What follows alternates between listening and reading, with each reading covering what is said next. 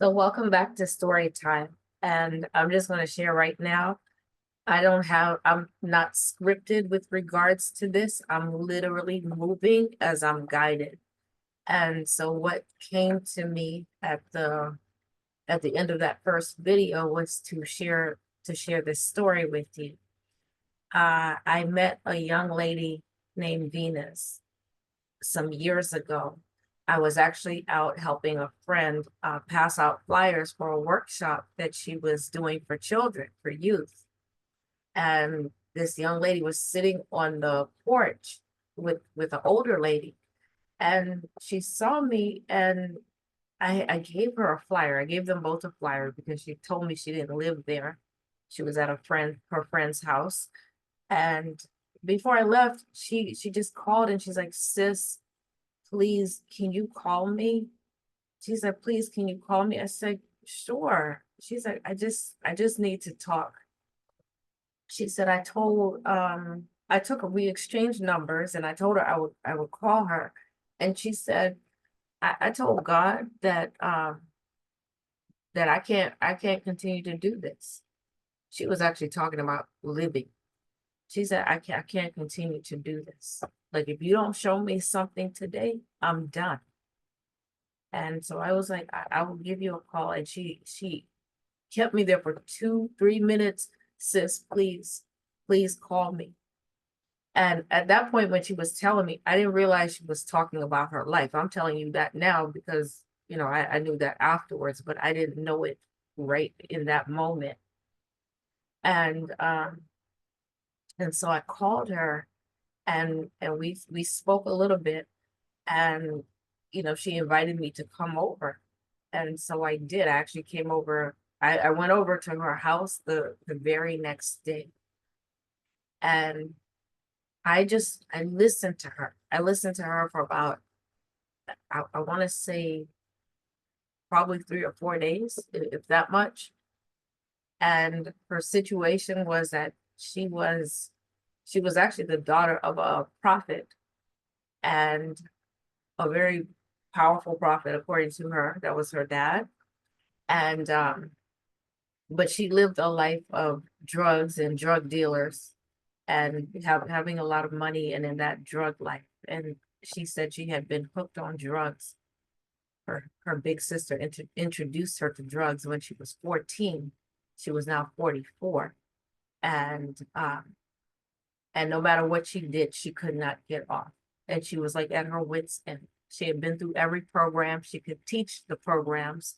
Um, and she was done. She said her husband was executed. That's what she told me. He was a drug dealer. He was executed a year prior to me meeting her. And a year before that, her father died. And but as he was dying, he gave her double the blessings that was on him. And so she said, "Sis, I I see things all the time. And what I see is crazy. It's like I'm always fighting demons." And she said, "I would come into my room, and she had her bed in the room, and in front of her bed was her dresser, and there's a picture of her dad um, right in the middle of the wall." And she said, "Every time before I go to bed, I just see this demon sitting there above my dad's picture, just looking down on me like that, right?"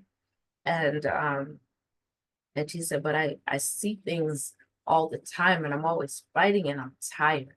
She's like, I'm so tired." When I met her, she had a 5-year-old baby boy and an 8-year-old daughter.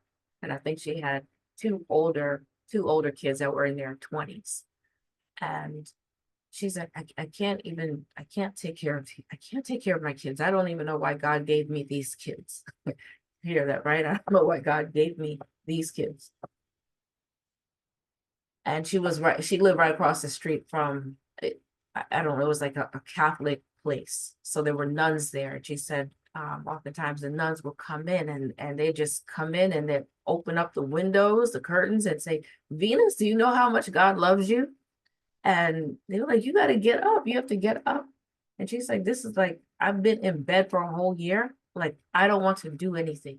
I'm tired of the child. And the child with the protective services threatened me to take my kids. She's like, I told him that, look, I'm sick and tired of you coming and doing this. Take them. Take them. I don't care. Take them. Stop threatening me. And so I saw that she was like in this place where she was just helpless and overwhelmed. And I began to share with her about our own culture, about our own I'm trying to see, did I even know? No, I didn't share about our own culture because I didn't really know it. I don't think I knew too much then. I just knew a little bit, but I did know metaphysics. I did understand that. And so as I was helping her, like her kids would come in and they would just be wild and crazy, no order. And so I just gave her little things. I said, sweetie, you know what? One of the things that you can do is that you can just tell your kids, look, when you come home, put your bags in a certain place. Take your homework out, okay? And and then you're gonna do this, and then you can play. When you wake up in the morning, this is the first thing that we're going to do, right? We're gonna go into the bath. And so there's some order. Those little tiny things that I told her. Her daughter was so beautiful, 8 years old, already a writer. The first day I came there, she wrote me on some papers, about 5 or 6 pages. She made a book. And she's like, I feel like you're my auntie, like you're my mom's sister. Can I call you auntie? Right? And oh, of course I said yes. And such a beautiful family. So she had an older son that was like 12. These kids were so beautiful, so pure, their hearts just pure, out of control. The oldest boy really helped to keep the little ones together because his mom she was broken. And she's like, sis, I just want to know how did we worship God? How did we worship God in the beginning, before church and all of this? Because I was telling her things and I wasn't telling her anything about Jesus, right? And so there were some things that she just could not hold on to because Jesus wasn't involved. And yet I found it really odd because the programming was so deep. It's like I I know that this is what Jesus says to do. This is what the Bible says. But I'm living like the worst of the worst type of life. I'm dealing with drug dealers. I'm dealing with killers. I'm dealing with being addicted to drugs, can't get off drugs, causing fights, just mayhem, literally mayhem. And she told me even about her husband that was executed. She said, it was my daughter's boyfriend that I let stay here when he had no place to go. And my husband, he wasn't feeling him. He didn't want him here. And I said, no, we can't let him stay on the street. She said, do you know he was the one that was responsible for my husband's death, for his murder? And she said, the night before my husband was murdered, well, not even the night, like months before the husband was murdered, she kept having these reoccurring nightmares. And these nightmares were they were in their house and somebody busts in their front door and is running up the steps with a gun to shoot. And she's like, she's telling her husband this, and she's begging him to please stop dealing drugs.